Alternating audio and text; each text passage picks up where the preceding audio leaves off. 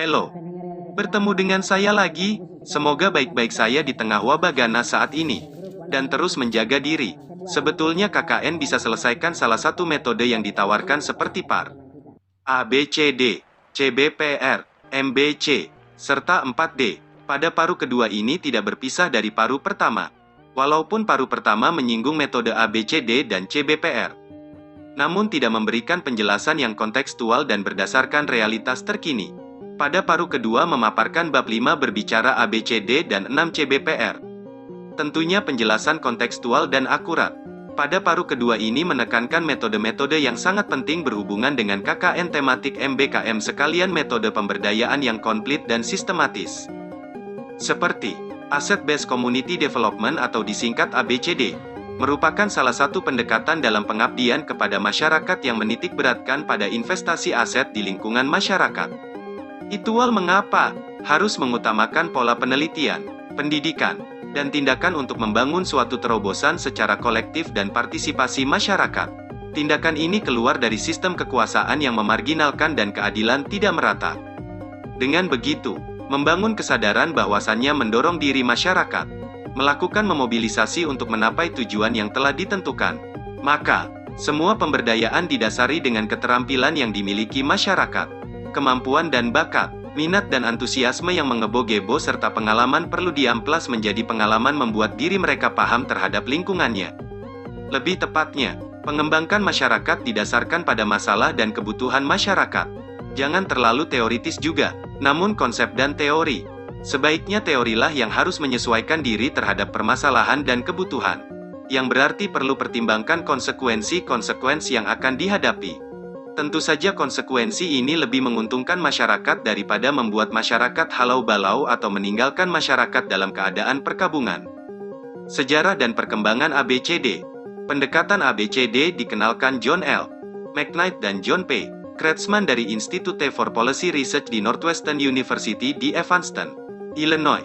Ide pengembangan masyarakat bertumpu pada aset, potensi dan kekuatan masyarakat. Pendekatan ABCD berkembang di Amerika Utara sebagai strategi inovatif untuk pembangunan berbasis masyarakat di perkotaan dan komunitas pedesaan. Pendekatan ini menarik perhatian beberapa kelompok aktivis yang kecewa dengan pendekatan berbasis kebutuhan atau masalah untuk pengembangan masyarakat yang begitu mengakar dalam pemberian layanan pemerintah dan non-pemerintah. ACBD dapat menggerakkan proses pembangunan dengan mengidentifikasi dan memobilisasi aset sosial. Dalam pengertian kemampuan dan bakat individu, pendekatan berbasis kebutuhan, upaya baik dari universitas, lembaga pemerintah menghasilkan survei kebutuhan, menganalisis masalah dan sodorkan solusi yang terbaik. Untuk memenuhi kebutuhan, kehebatan ABCD juga digunakan lembaga pembangunan internasional, seperti Sustainable Livelihood Approach, dikembangkan Department for International Development disingkat dengan DFID di Inggris. Unit Nation Development Program atau UNDP. Dengan demikian, ABCD sangat dibutuhkan dalam pembangunan sumber daya manusia baik secara nasional maupun lokal. Teristimewa pemberdayaan masyarakat. Elemen pokok ABCD adalah unsur utama dalam pendekatan ABCD. Baik sebagai metode, pendekatan atau strategi dalam pengembangan dan pemberdayaan masyarakat. Elemen pokok ABCD tersebut sebagaimana diuraikan berikut ini, ada 4 elemen pokok perlu menuangkan perhatian. Yang pertama, ABCD berbasis aset yang dimiliki komunitas sebagai titik awal untuk perubahan atau populer dengan istilah appreciative inquiry. Lalu yang kedua, ABCD memberikan perhatian khusus pada aset yang melekat dalam hubungan sosial. Sebagaimana terdapat dalam asosiasi dan jaringan formal dan informal, yang dikenal sebagai social capital. Elemen ketiga, ABCD menjaga dan mengembangkan prinsip dan praktik pendekatan partisipatif, di mana pemberdayaan sebagai dasar utamanya. Kemudian nomor 4, ABCD mengarah pada pembangunan ekonomi berkelanjutan yang digerakkan oleh masyarakat.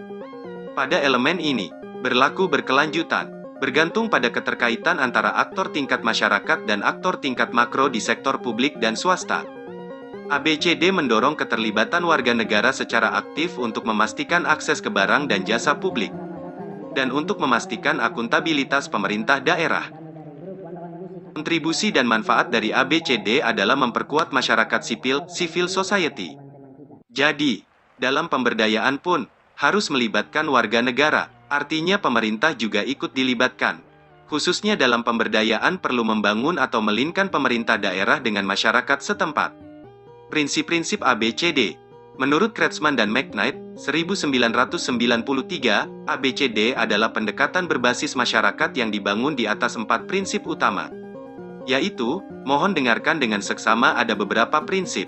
Pada bagian nomor 1, ABCD berfokus pada aset dan kekuatan masyarakat daripada masalah dan kebutuhan, strength-based rather than deficit approach. Pendekatan ini mengarah kepada pelabelan kepada masyarakat sebagai individu, kelompok dan komunitas yang kurang dan tidak berfungsi. Semakin disfungsional suatu komunitas diberi label, semakin banyak dana diinvestasikan dan dikendalikan oleh lembaga eksternal. ABCD fokus pada kekuatan dan aset komunitas yang membuat komunitas kuat, yaitu dengan menyadari bahwa setiap orang memiliki keterampilan, minat, dan pengalaman yang dapat dikontribusikan untuk kebaikan dan kesejahteraan bersama. Kedua, ABCD mengidentifikasi dan memobilisasi aset, keterampilan, dan minat individu dan komunitas. Banyak aset yang dapat dipetakan dan dimobilisasi di masyarakat. Di antaranya, nomor 2 bagian A, keterampilan dan kemampuan individu dan komunitas. Lalu bagian B, organisasi dan jaringan komunitas. Bagian C, lembaga, seperti organisasi non-pemerintah yang bukan untuk mencari untung, lembaga pemerintah, lembaga bisnis, yang sudah terhubung dengan masyarakat. Bahkan bagian D, aset fisik, aset alam, dan aset fisik infrastruktur. Jua bagian E, aset ekonomi lokal yang ada di masyarakat, termasuk juga ekonomi informal dan ekonomi tradisional. Serta bagian F, cerita, budaya dan warisan nilai dan tradisi masyarakat atau aset sosial. Dan nomor 3, ABCD digerakkan oleh komunitas, Community Driven Development. ABCD membangun komunitas dari dalam keluar, building communities from the inside out. Pengembangan komunitas menekankan peran kepemimpinan masyarakat internal daripada lembaga eksternal. Serta nomor 4, ABCD mengubah masyarakat dengan menggerakkan hubungan yang dibangun masyarakat. Relasi sosial dan jejaring sosial adalah aset mereka sendiri. Relasi sosial adalah modal sosial, yang merupakan jaringan informal dan ABCD menggunakan kekuatan mereka untuk memobilisasi aset masyarakat. Dengan membangun hubungan sosial, masyarakat memperoleh akses ke sumber daya, jaringan, dan energi untuk peningkatan kualitas hidup masyarakat marginal. Langkah menemukanali aset di masyarakat pendekatan ABCD ini sejalan dengan spirit Al-Quran Ali Imran 191 bahwa manusia yang cerdas adalah manusia yang menyadari kelebihan yang dimiliki. Dan tidak ada ciptaan Tuhan yang sia-sia di muka bumi ini. Orang-orang yang mengingat Allah sambil berdiri atau duduk atau dalam keadaan berbaring dan mereka memikirkan tentang penciptaan langit dan bumi, seraya berkata, "Ya Tuhan kami, tiadalah Engkau menciptakan ini dengan sia-sia. Maha suci Engkau, maka peliharalah kami dari siksa neraka." Yang pertama, Appreciative Inquiry. Appreciative Inquiry, penemuan apresiatif, tidak menganalisis akar masalah dan solusi tetapi lebih konsen pada bagaimana memperbanyak hal-hal positif dalam organisasi. Appreciative Inquiry menganggap bahwa organisasi meningkatkan efektivitas melalui penemuan, penghargaan, impian, dialog dan membangun masa depan bersama. DPL atau mahasiswa, mungkin juga komunitas lembaga swadaya masyarakat serta melakukan 4D. Mereka menemui secara langsung individu-individu di masyarakat. Pada tahap ini, DPL dan mahasiswa KPM KKN sudah menemukan kekuatan hal-hal yang positif di masyarakat. Kedua, community mapping atau komunitas pemetaan. Pemetaan ini melibatkan beberapa pihak antara lain, organisasi masyarakat, asosiasi warga, organisasi nirlaba, institusi sipil lokal, dan minoritas atau kelompok khusus. Tujuan dari pemetaan ini sesungguhnya adalah komunitas dapat belajar memahami dan mengidentifikasi kekuatan yang sudah mereka miliki sebagai bagian dari kelompok.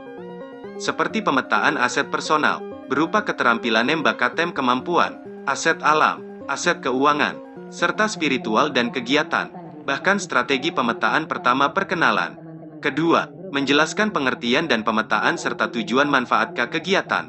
Ketiga, menjelaskan unsur-unsur pembuatan peta wilayah melalui sumbangan saran. Nomor 4. Kalau sudah paham mulai buat peta.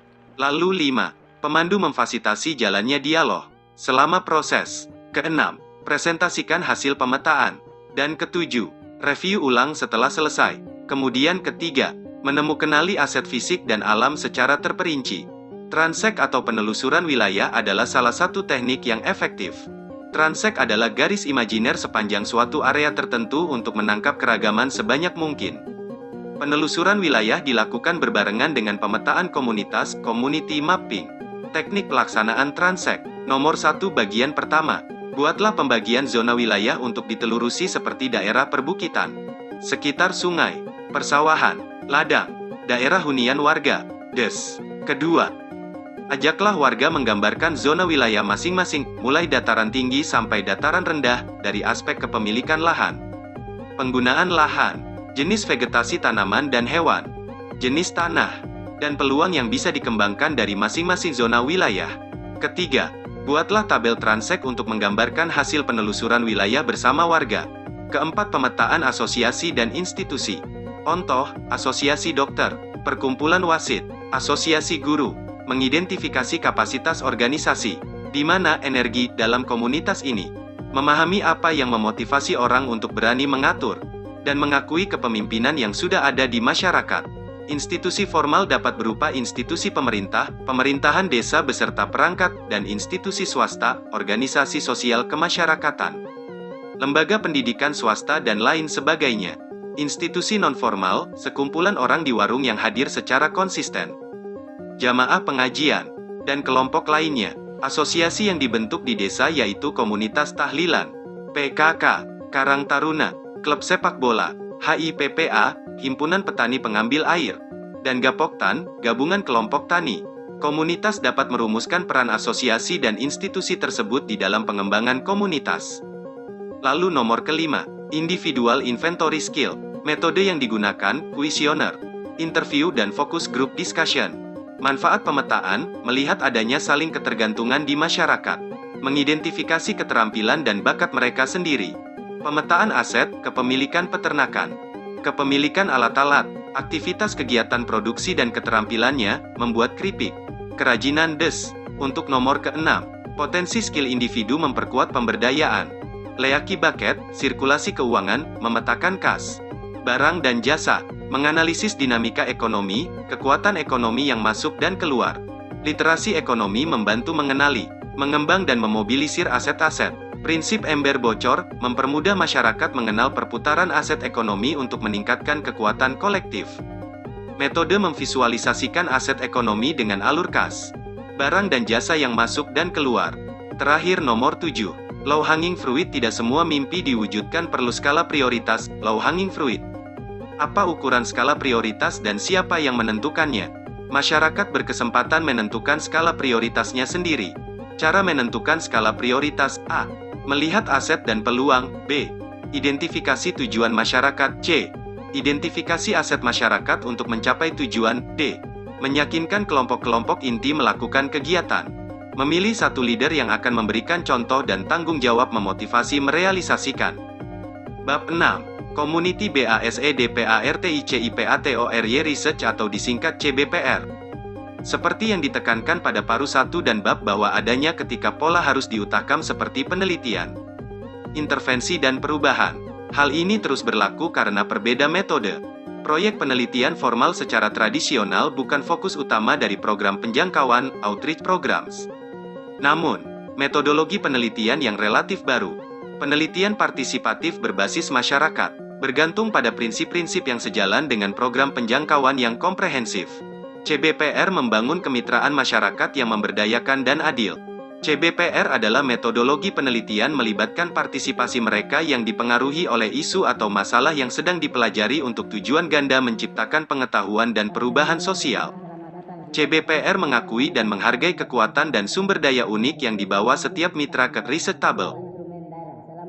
Semua mitra penelitian diperlakukan secara adil melalui pendekatan penelitian kolaboratif. Pada ininya, semua melibatkan kemitraan, tanggung jawab, mengadaptasikan disiplin ilmu, melibatkan masyarakat mereka yang mengalami diskriminasi, membangun atas desain atau satu metode penelitian tertentu perlunya implementasi dengan pendekatan PAR. Sebagai dijelaskan pada paru pertama, sejarah CBPR. Pemberdayaan transformatif CBPR dapat ditelusuri dari sosiolog dan aktivis feminis Jane Adam yang terlibat dalam sebuah penelitian berbasis komunitas perempuan imigran di Chicago. Paradigma pemberdayaan transformatif ini berakar dari teori kritis Karl Marx dan Friedrich Engels yang menunjukkan prinsip-prinsip penelitian berbasis masyarakat.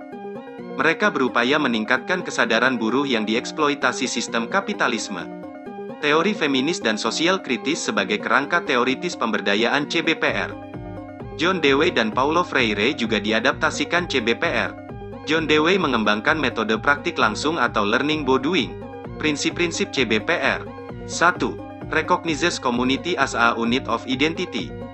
Acknowledging the community as a unit of identity. Mengakui komunitas sebagai satu kesatuan identitas. Mengakui bahwa masyarakat secara keseluruhan memiliki kepentingan dan seharusnya pemikiran, pendapat, dan nilai-nilainya didengar dan dihormati. Komunitas merupakan jantung dari CBPR.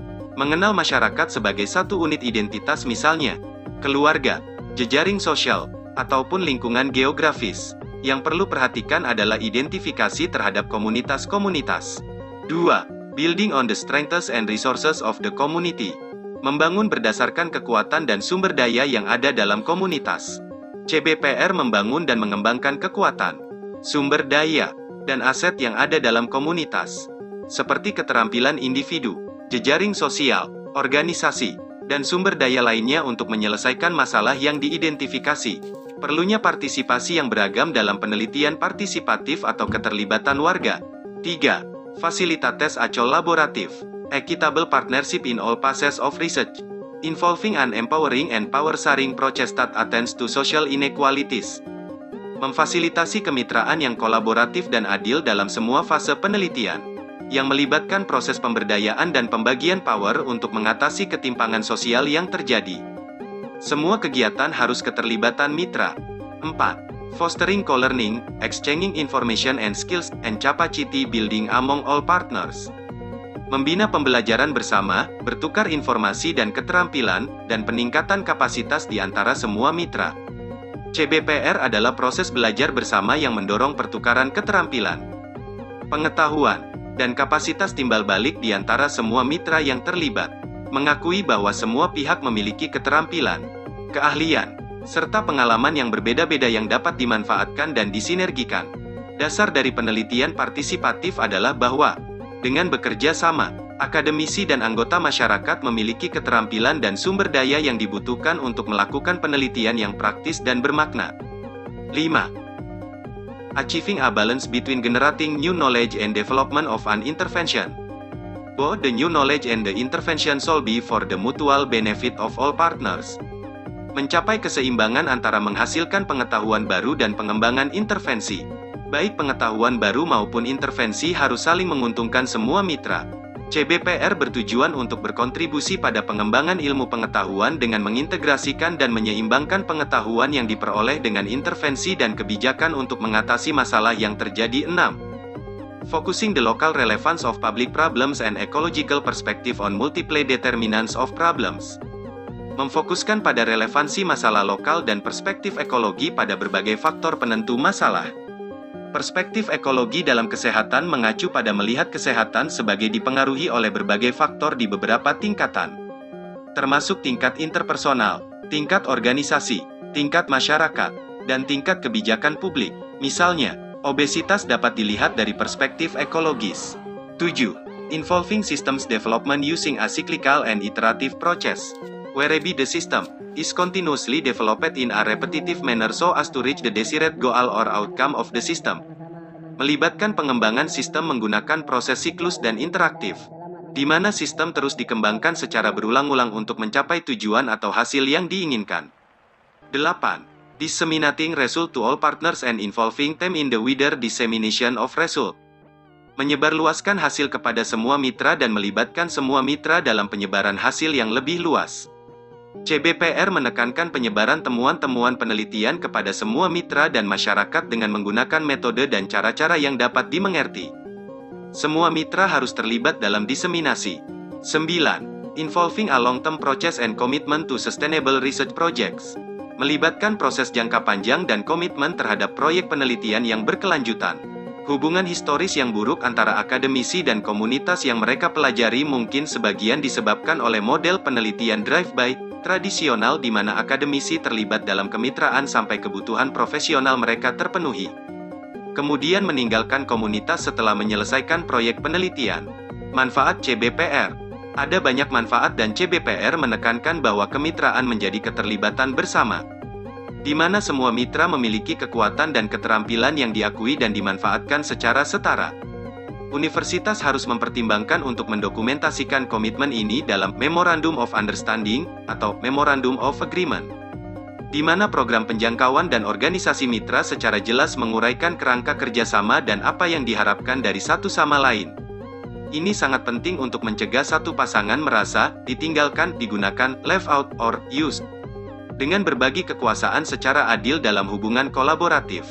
Program penjangkauan dapat membantu memastikan kolaborasinya akan lebih berkelanjutan, efektif, dan dapat membangun landasan akuntabilitas. Kemitraan CBPR.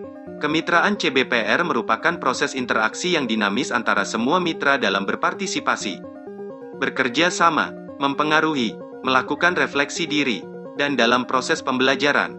Partisipasi aktif yang dibangun di antara semua mitra menyiratkan tingkat upaya dan pengaruh yang ditunjukkan oleh semua mitra untuk keberhasilan program yang dilakukan. Kerjasama kolaboratif antara berbagai mitra dalam CBPR dilakukan atas dasar berikut ini. 1. Mempertahankan proses yang benar-benar partisipatif. CBPR sangat mendorong keterlibatan semua mitra secara setara. Kesetaraan dalam kemitraan mencakup semua aspek kerja, menjunjung tinggi kesetaraan dalam bentuk kerjasama, keterlibatan, dan rasa saling menghargai antara semua mitra. CBPR mendorong terjadinya pendefinisikan ulang pengetahuan pakar, komitmen kuat pada proses berbagi informasi yang dinamis, sehingga terbangun hubungan sinergis antara pengetahuan ilmiah para peneliti dan pengalaman serta pengetahuan praktis yang dimiliki masyarakat. 2. Bangun kekuatan dan sumber daya komunitas. CBPR mencari dan membangun kekuatan dan sumber daya yang ada dalam suatu komunitas, hingga terjadi penggabungan kekuatan individu, jaringan sumber daya, sistem kekuasaan, dan kekuatan lainnya dalam komunitas untuk bekerja secara sinergis. 3. Mengakui bahwa kemitraan penelitian adalah pengalaman pembelajaran bersama yang berkelanjutan. Semua mitra mengakui bahwa mereka saling belajar dari lainnya, memaham bahwa proses pembelajaran berlanjut sepanjang masa proyek, bahkan dapat dikembangkan sesudahnya. Karena sifat kolaboratif dari proses CBPR, kelompok-kelompok yang secara historis terpinggirkan yang sebelumnya tidak pernah terlibat dalam mengidentifikasi atau menangani kebutuhan-kebutuhan mereka sendiri. Melalui kemitraan dalam CBPR, mereka didengar, diakui dan dinilai sebagai bagian penting dalam proses pembelajaran bersama. 4. Menghargai model siklus dari penelitian partisipatif yang dilakukan. Semua tujuan penelitian belum tentu ditentukan pada awal proses dengan komunitas, sehingga ketika beragam perspektif dikenalkan dan wawasan baru diperoleh, maka metode dan proses eksperimental yang muncul membutuhkan penyesuaian, penyempurnaan merefleksikan pengetahuan dihasilkan. 5. Membangun jembatan dari hasil yang diproduksi menjadi impian-impian pengembangan yang bisa diwujudkan menjadi kenyataan. Ketika individu-individu dengan beragam perspektif bekerja sama dengan solid, maka harapan baru dapat dimunculkan dari isu-isu yang ada dalam komunitas. Ketika wawasan dari berbagai kelompok individu dapat dibagikan, semua anggota kelompok mulai mengkonseptualisasikan cara berpikir baru dan menciptakan peluang-peluang dari hasil yang ada menjadi mimpi yang dapat diwujudkan pada proses-proses selanjutnya. Langkah praktis CBPR. Pemberdayaan CBPR bersifat siklus penelitian, intervensi, dan perubahan kebijakan yang diambil dan dikembangkan dari berbagai desain dan metode penelitian. Siklus ini bertujuan membentuk pemahaman yang mendalam dan kritis, terlebih pada aspek yang menjadi perhatian khusus CBPR, yaitu masalah yang berkaitan dengan trust, kepercayaan, power, kekuasaan, cultural diversity, keanekaragaman budaya, dan equity, Israel DKEK. 2013-20. Proses CBR dapat dibayangkan sebagai segi empat non-linear dan mengulangi fase yang selaras dan adaptif dengan konteks yang ada sehingga proses belajar terjadi secara terus-menerus. CCBR 1998. 2004, Jansen DKEK. 2012. Keempat fase tersebut meliputi 1. Membangun prinsip dan konsep dasar penelitian, 2. Perencanaan penelitian, 3. Pengumpulan informasi dan analisis, dan 4. Aksi atas temuan. Yang pertama, peletakan prinsip dasar. Peletakan prinsip dasar penelitian berbasis masyarakat berbeda dengan penelitian konvensional akademik. Penelitian akademik. Peneliti mendesain sendiri rancangan penelitiannya tanpa melibatkan anggota masyarakat di mana ia melakukan penelitian. Para peneliti datang ke masyarakat mengumpulkan data yang mereka butuhkan. Setelah data terkumpul dari lokasi penelitian, mereka pergi membawa data tersebut, dan tidak kembali ke masyarakat lagi. Akibatnya, masyarakat sama sekali tidak mendapatkan benefit dari penelitian tersebut. Yang memperoleh keuntungan dari riset tersebut adalah para peneliti secara sepihak. Sehingga penelitian akademik ini menimbulkan ketidakadilan sosial, memperlihatkan secara komprehensif ketika riset berbasis komunitas. Yang kedua, perencanaan. Sebelum melakukan penelitian, ada beberapa hal yang perlu dilakukan sebagai langkah awal dari proses riset berbasis komunitas. Pertama adalah di mana penelitian itu akan berlangsung. Setelah jelas lokasi penelitiannya, maka selanjutnya dapat dirancang siapa yang akan terlibat dalam penelitian tersebut. Melibatkan stakeholder dan merencanakan isu yang apa perlu diangkat. Menentukan goal setelah penelitian. Mempertahankan relasi. Menyebarluaskan penelitian, maupun mengatur pendanaan.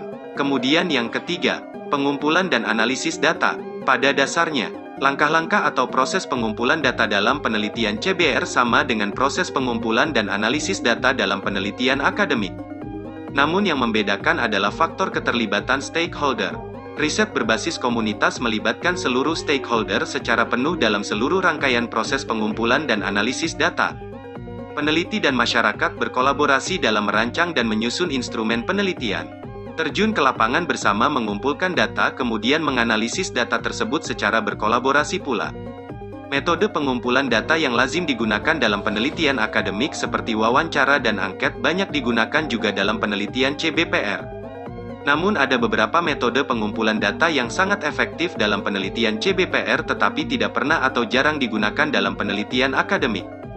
Metode tersebut antara lain, pemetaan, runtutan waktu sejarah, matriks, tingkat kesejahteraan, kalender musim, serta bercerita, dan yang terakhir, nomor 4, aksi atas temuan. Dalam melakukan intervensi dan aksi atas hasil atau temuan. Berikut adalah hal-hal terkait cross-cutting issues yang mesti dipertimbangkan sebagai panduan dalam melakukan tindak lanjut penelitian di masyarakat antara lain tata kelola yang baik, pembangunan yang berkelanjutan, memperhatikan lingkungan, ekonomi berkelanjutan, kesinambungan sosial, maupun kesetaraan gender. Terima kasih untuk telah nonton konten ini. Semoga bisa ketemu video selanjutnya.